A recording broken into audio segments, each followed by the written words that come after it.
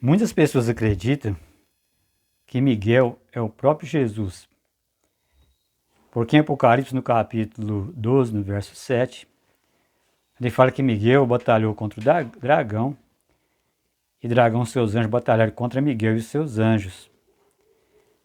E aparece também Miguel no livro de Judas, no verso 9.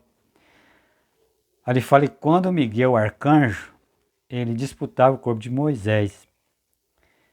Então é aí que muitas pessoas acham que é uma heresia, porque um arcanjo é um anjo.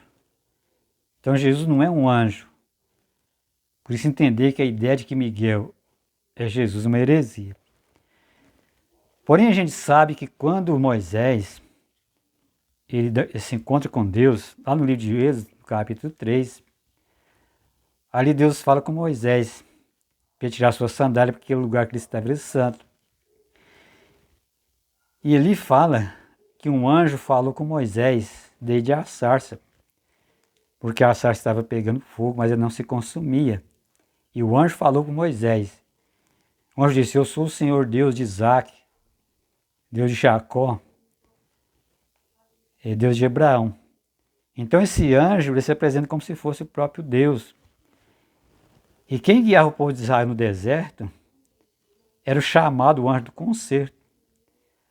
Ali no livro de Êxodo, ali no capítulo 14, ali fala que quando o exército de Israel se aproximou do povo, aliás, o exército de Faraó se aproxima do povo de Israel, o anjo do Senhor que estava indo diante do povo de Israel passou por detrás deles, que o anjo ia numa nuvem. Então a gente sabe que quem guia Israel no deserto é o próprio Deus. Então esse anjo é considerado como sendo o próprio Deus. E um outro ponto importante também foi porque Jesus ele disse que muitas pessoas iam ouvir a sua voz e sair dos túmulos. E está ali no livro de João, no capítulo 5, no verso 25. E um ponto muito importante também é ali no livro de Tessalonicenses. 1 Tessalonicenses, ali no capítulo 4, no verso 16. Aqui fala: porquanto o Senhor mesmo, dada a sua palavra de ordem, ouvindo a voz do arcanjo e a trombeta de Deus, descerá dos céus e os mortos em Cristo ressuscitarão primeiro. Então, através da voz do arcanjo, os mortos em Cristo ressuscitarão. Quando Jesus fala que muitos mortos vão ouvir sua voz e vai sair dos túmulos, e aqui fala a voz do arcanjo. Então realmente dá a impressão que Jesus, o arcanjo Miguel, é o próprio Jesus, porque somente Jesus tem condição de ressuscitar as pessoas, porque ele mesmo venceu a morte.